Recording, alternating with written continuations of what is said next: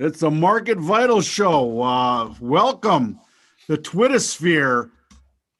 Matt, I'm not sure if you understand this, but currently Market Vitals disallowed to like 1.3 billion people, not able to watch, right? That's the truth too, right? I'm speaking the truth there. That's not BS. No, it's not BS. Currently unavailable, sanctioned. I always wanted a nice sanction placed upon me. Shadow banned. Man, first of all, you're going to notice I got something going on with my cheek here. I got in a scrap with Rita. With Logan Paul. Rita. You went in a few rounds with Logan Paul last night. Logan Paul is going to get his ass kicked. He's going to get killed by a real boxer. He's going to legit get killed. But it's an exhibition, so I don't think he'll try to kill him. I'm telling you right now, that's just, it's a great marketing ploy because I saw the one guy on Barstools talk about it saying, listen, all he's got to do is land one punch, and it's going to be worthwhile for him. He's already a giant success on the interweb, right? Yeah. He's a master. What is he, like 35? He's in his prime, so he's just banking that money so he can just sit back the rest of his life and then make bad B movies. He will get killed by a real boxer, though. I don't think he'll try to kill him. I think there's probably something in the contract that says you can't kill me. All right, Matt. What do you, Warren's talking about, we never talked about it, the Mike Tyson fight. It just reminded me of how great Mike Tyson was to watch as a boxing fan and how he would just get up and right up and close and just go like this. And then till the guy was just hurt. Dude, the weight shift, and he threw some body punches that Roy Jones Jr., I'm sure, is still feeling. Who has been a boxer and is used to right. It. 2 weeks later, he still is probably pissing blood. He's probably walking around the house going, "Oh Lord, why did I do that?" He's doing the Eddie Murphy. Oh Lord, help me, Lord! I'm halfway down the stairs. Oh Lord. Man, I wanted to talk about, and we're not going to talk about the farm. I loved the graphic here, though, because it is so apropos. I love it so much, Matt, that I ripped it, right? And I'm going to bring it up as my background because we have talked about, and let me share so I can bring up some things here.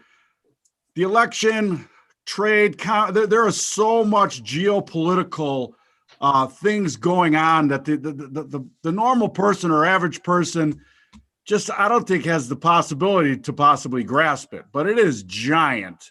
And I wanted to just point out that, first of all, you brought this up inside marketvitals.io because we're always trying to look at, things that are going to drive markets. Like we look at price discovery for sure.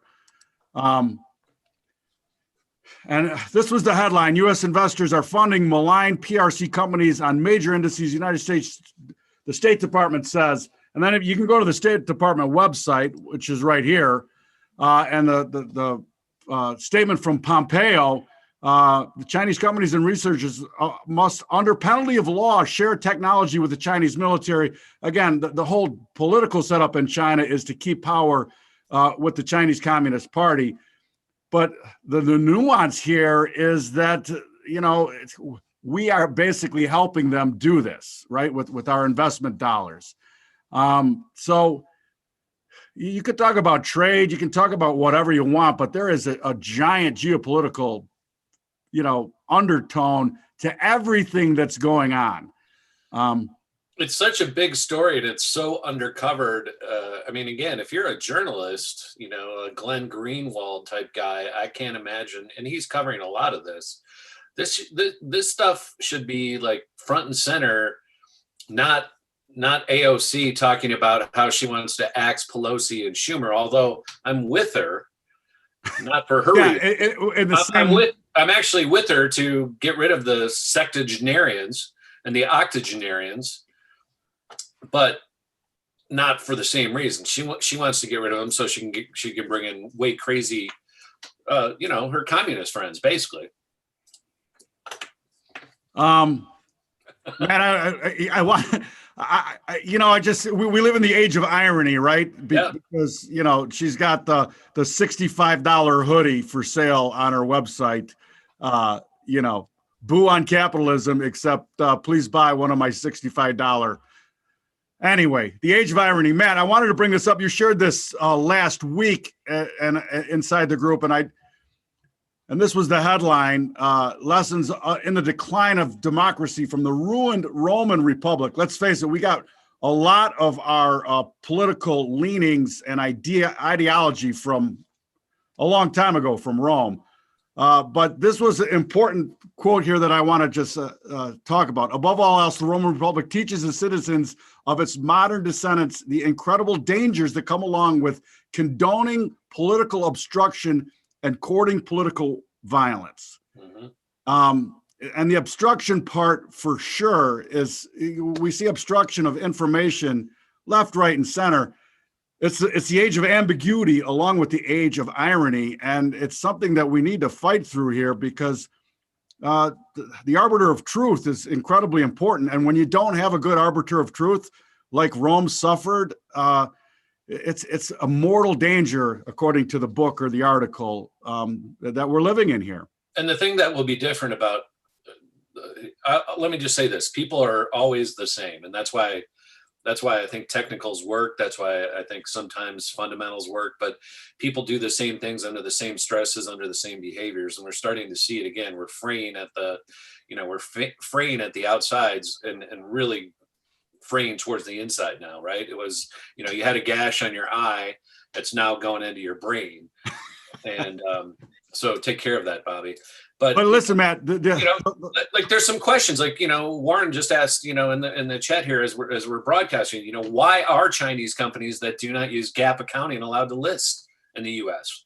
Yet you and I can't, go public with our non-GAAP accounting.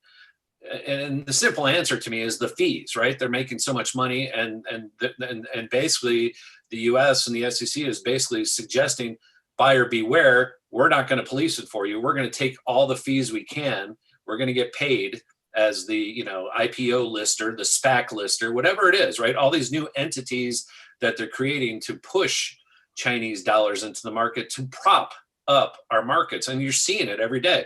And I was just thinking about that as you brought up the article about the State Department and what they're saying about what's going on and the meddling, and not only in politics but in financial markets.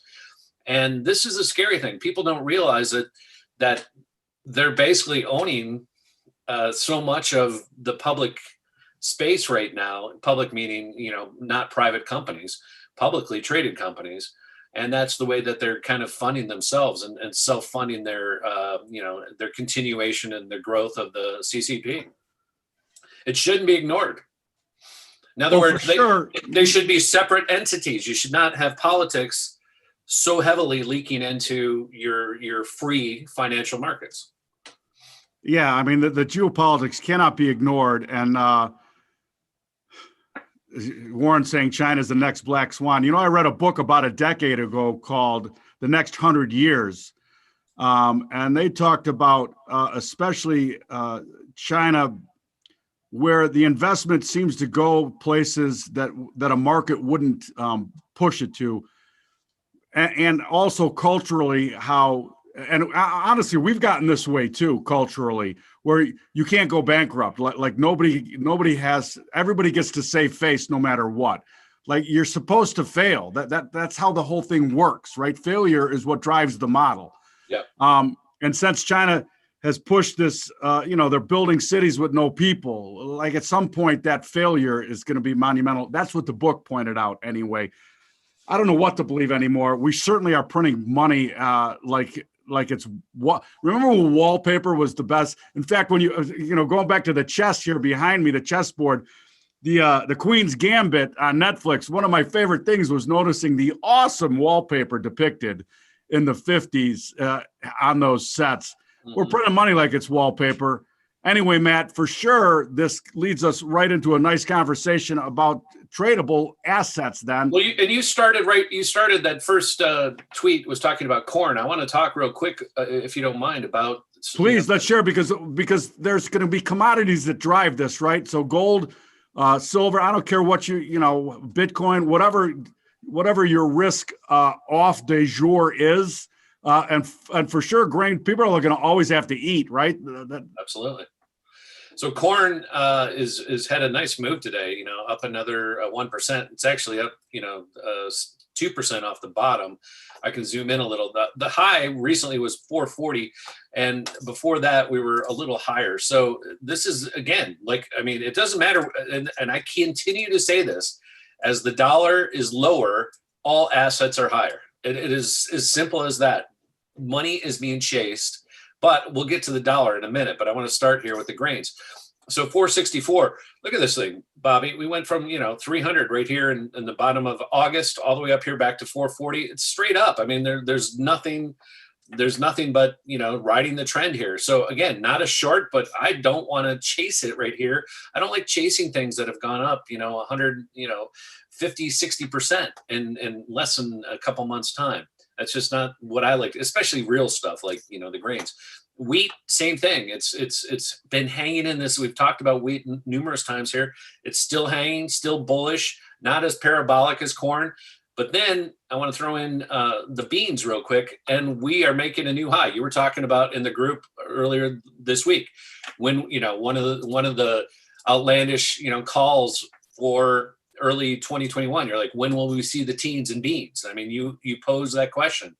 And now it's looking like sooner than later, maybe by the end of the year, Bobby. I don't know. I mean, again, I don't want to chase this chart. I do not. This is a daily chart that's gone entirely parabolic, and it's all, taking place since mid-August when we started talking about it. So we suggested get long the grains. They're going to go up. People got to eat, Matt. Got to eat. Got to eat. All right, let's. You also. Here you've had a 33% move. I think you have to book some profits here and plan on buying any dips if you get the dips. So that's just my 2 cents on kind of the. All right, now Matt, you and I have obviously the beautiful thing about trading is different time frames, different trading methodologies allow for people to come together and transact, right? Right. I mean, there's an infinite number of reasons why people transact. I, as an early trader, got caught up thinking about the why a lot. Like, why would somebody want to be this way? And at the end of the day, just like technical analysis, there's a million ways to dissect the market. There's a million reasons to interact in the market. I'm going to talk gold specifically. And let me jump off too, because and I love this. Maybe we should even start the segment, with money and against money. And we all know Matt's the don't bet. So, and I'm usually the with money. By the way, I'm much funner at the craps table to be around than he is, guaranteed. But I walk away with the money. By nature. Hold on a second. Let me find the chart because come on, Bob. Get with the program. I thought you were going to get out the don't come and the don't pass line for me. No. Actually, I have a nice painting that I painted, Matt. I know you know that I paint of the olives jumping out of the martini glass and tipping the dice over to make 7. Winner. All right, Matt. Weekly gold futures continuation chart. Hey, Bob. You know what? Black olives matter. Yes, they do. So does black ice. Yes. Let's back to the continuation chart. A nice channel on the weekly here, and what I was telling you. And obviously, stories evolve, trades evolve, right? So that up mo level, 1916, also right there in the same spot or almost identical to the top of the channel. Mm-hmm. I actually was long some gold. I've been trading a little bit more, and I really like the longer term setup. Again, if the story evolves the way I think it could, right? So the geopolitics is the backdrop. The printing of money is the backdrop. The argument about gold and Bitcoin, I don't care about that argument because I like playing both of them. But for me, if they can take out the channel, and this is a big if, and this is why traders come together, because you're going to be, and I know on the profile you have a similar area that you want to be shorting, right? My thought is that honestly, I don't love gold either way. That it's kind of I'm paused until it decides which way it's gonna. Okay, perfect. But so my thought is here is if, you know, if and when it takes those levels out, takes out the channel, closes it up, momentum on the weekly, for me, that's very bullish, right? Yep.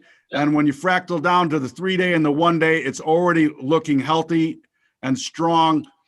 And then for me, on a longer term time frame, though, the price action has to be explosive on the weekly. We need to be putting in solid green candles where you're closing near the highs in order, most importantly, to kick that upper band back to expanding potentiality. And that's the nuance of it. We play if-then statements all the time, but that's the kind of game plan that I'm looking to develop and to trade with and against. Yeah, and leave your chart here for a second because I got a couple comments. See those 3 bars where we went parabolic, you know, before right here? Yeah, 1, 2, 3. Yep. So that low we just made was below that first bar. Yes.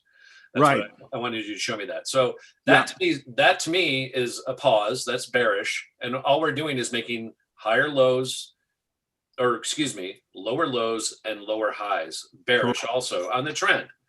That being said, and then I'm going to give you another, just looking at how you look at things. Volume is horrible. We're rallying on half the volume that we had when we had those 3 bars, if not a third. So to me, this is pure seasonality, and this is across all markets. Don't get too ants in your pants about how we're breaking out and going to the moon. Basically, what we're doing every day here, Bob, is we're going to new highs overnight. We're selling off the first half of the day, and then we're coming back and recovering to whatever that high was set overnight. And we're going to do that. Especially in the equities. In the equities, yes, especially in the equities. And we're going to continue to do that in the last 8 days of trading in 2020. Unless, and I said this again in the Market Vitals, you know, community this morning, unless Trump decides to issue this executive order between now and Christmas Eve. If he doesn't do it before Christmas Eve, we're done. Like, it's not going to happen. Like, you can pretty much put a stake in it. He's going to go, you know, take his poison finally and move on. But if he does it within the next week, this market will sell off hard and the dollar will rally quite strongly. Ifs and buts, you know, we used to say about ifs and buts, Matt. Yeah, but again, this is what we, you know, as traders. No, I agree. We're just talking about, these are scenarios that you have to think about and how the market.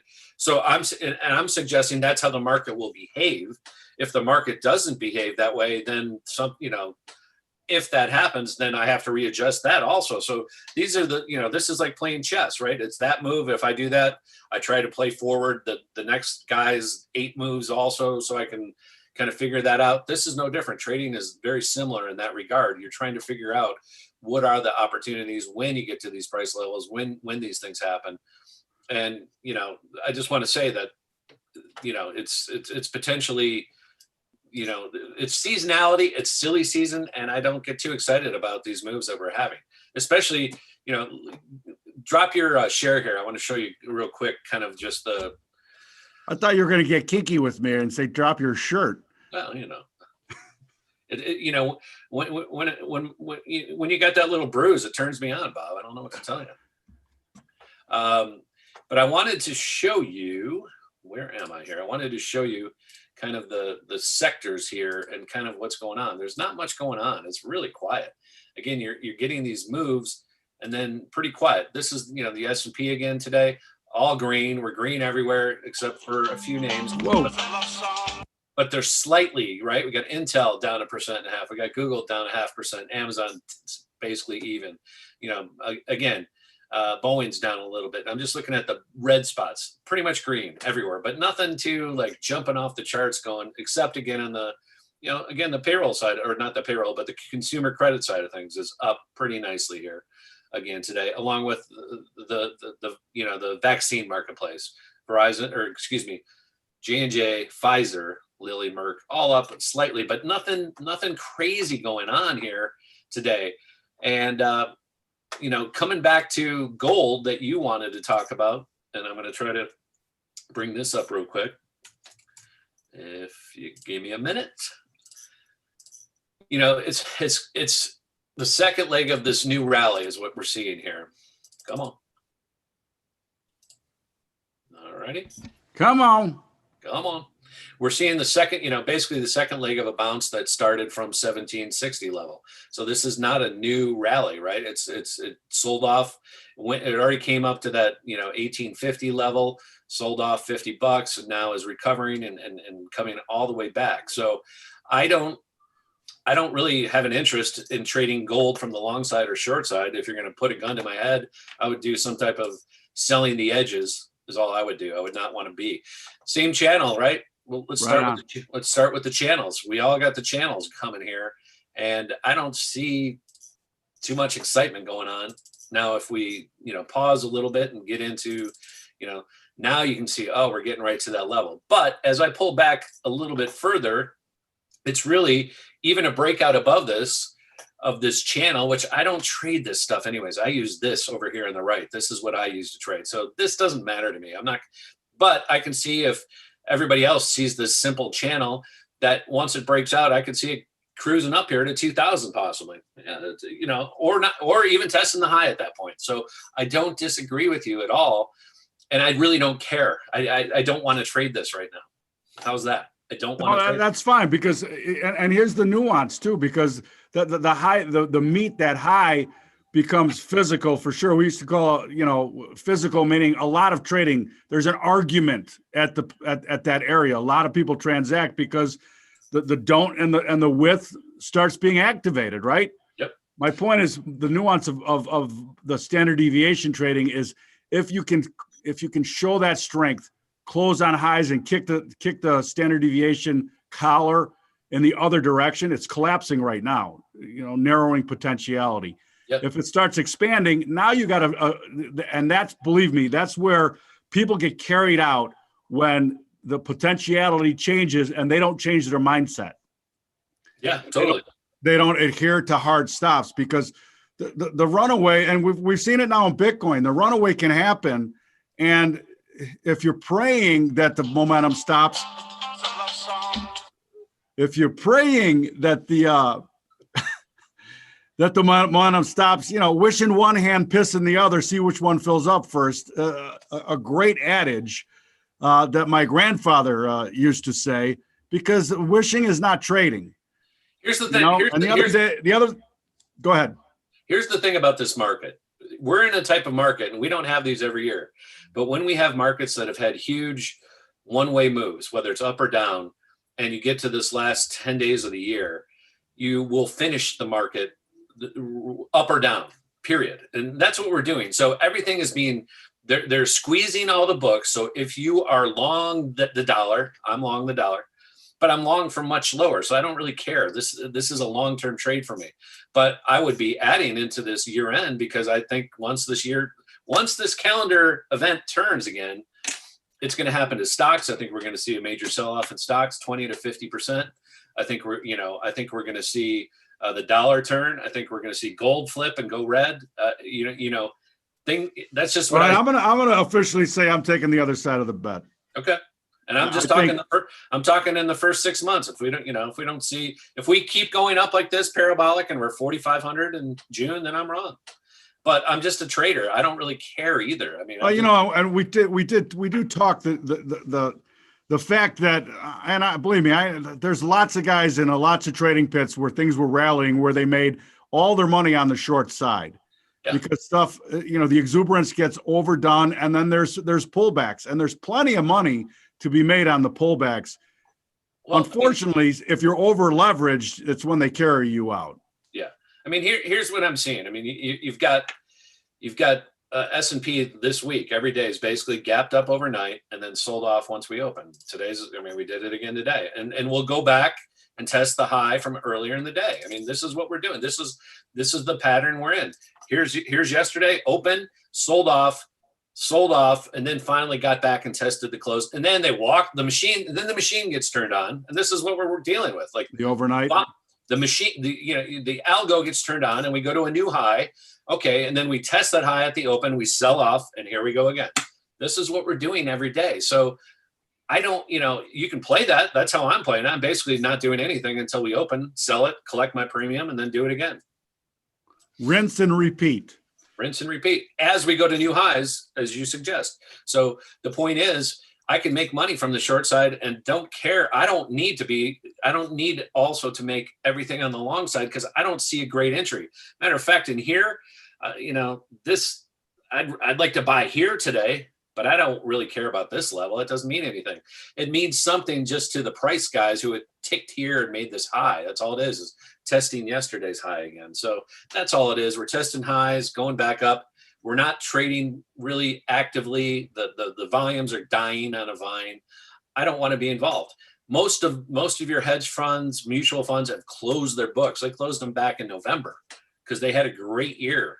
They had if they didn't have a great year, that's what's happening now. Those are the people that are chasing and saying, hey, I own Tesla now.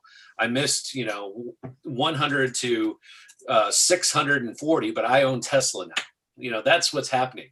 So you're seeing the chase on every name like this. Shopify again today hit an all-time high. I mean, it's just why? I mean, why is the thing?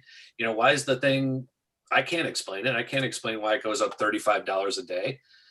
I have no idea. I mean, a lot of people are Shopifying apparently.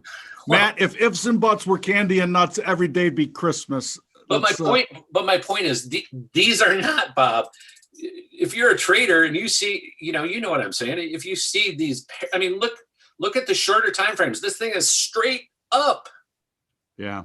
And I don't want to short it either.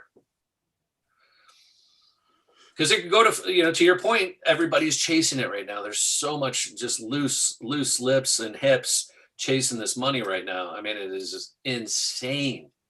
It is insane. But, you had a little run to the profile. It dug around in here for a couple of weeks. And now somebody decided to push it, again, here's what they're doing. They're taking out all the weak shorts into this year-end little bump. And that's what's happening. So, and there's no hurry to be short. There's none. It's not going to be like January 1, everything goes down. January 1's a Friday anyways. We'll be closed. January 4th is the first Monday. Then you have the 11th. And then the 20th, by the way, the third week is when we start, the inauguration process. And I would suspect, the celebratory feeling in these markets to continue unless Trump comes out with here's the other thing too. Unless he comes out with these executive orders and or violence accelerates again. Right now, It's super quiet. It is super quiet in the world. There's nothing going on. Nobody's talking about anything but the same old garbage about the same old election that we've been in for the entire 4 years. This is not new either. This is like, I'm so over it, just like you are. Well, I mean, for me too, I think, they talked about unexpected unemployment benefit claims. What could have been unexpected about it? How is that shocking? They shut down. I agree. They shut down the country a month ago again. How is that? Hey, and by the way, did you read Zero Hedge's article about? And they talked about World War I and World War II coming out of those events, kind of mirroring because of the amount of death and the amount of government expenditures that this year has been. We're kind of like coming out of a war zone, basically.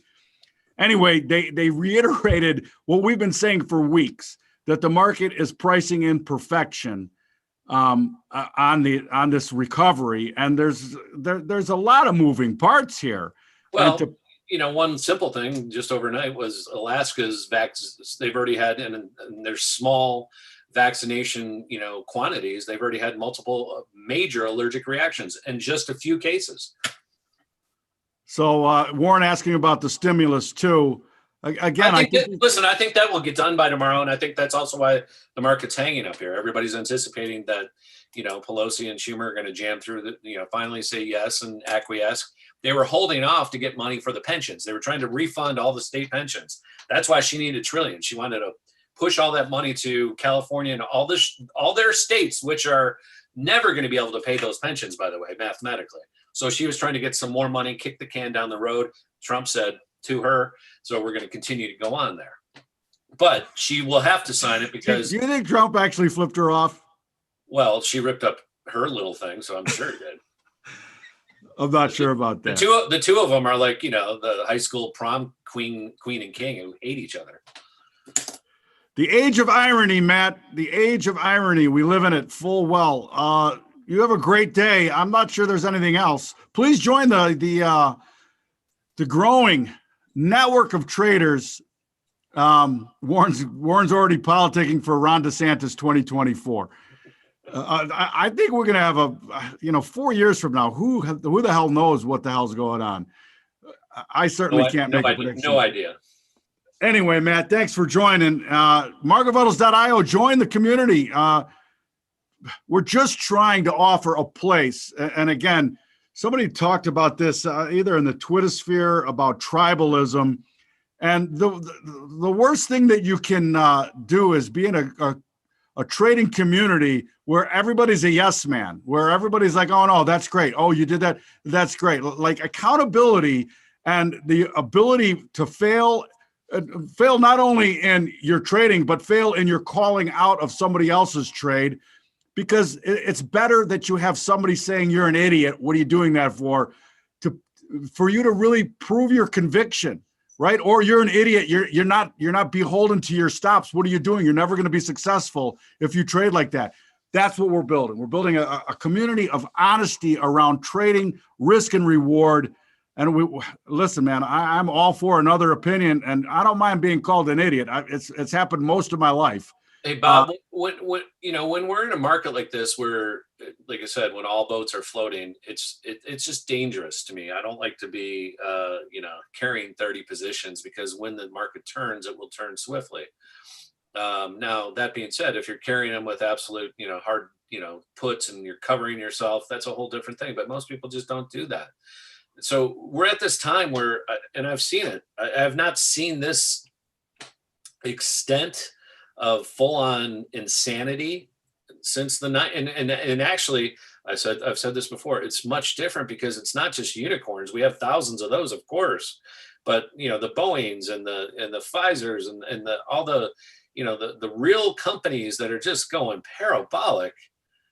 Why? And it all comes back to the story, which is everything's going to be perfect once this vaccine comes, and the next 2 years or whatever Gates is telling us to lock down. I don't know how we're all going to live at that point, because companies aren't, if it just doesn't make sense. That, again, the ambiguity and the irony is off the charts. So when as a trader, I don't understand it, and especially in these seasonalities, when they start doing this stuff, I just like to take my chips away from the table and enjoy myself. I don't need to be, these last 9 days, I've had a great trading year. These last 9 days aren't going to make a difference, especially as the volume just is going to go. So, well, for sure too. And that's one of the great lessons of trading or investing is, it's a long horizon, Matt, that you look to. There's a sweet spot, and as a trader trying to find their process, you really have to figure that out. And again, the Wednesday before Christmas is not the same as the Wednesday before, in June. It's just, they're totally different times of day, and you need to understand the nuance of how markets behave and the mechanics of it before you can even, just because you're off work and you don't have to work the last couple of weeks doesn't mean that's the time to trade. All right, Matt. Thank you so much. Please share the video, join the community, and let's all be better one day at a time. Who do we have Thursday Night Football tonight? Who's playing? Dude, the Buffalo Bills, who are going to go to the Super Bowl, right? Your Super Bowl pick. I have no flavor yet for who's going to go to the Super Bowl. I'll hold off. I don't know. And now for a partial score, Buffalo 33. Anyway, Matt, have a great day. All right, Bobby.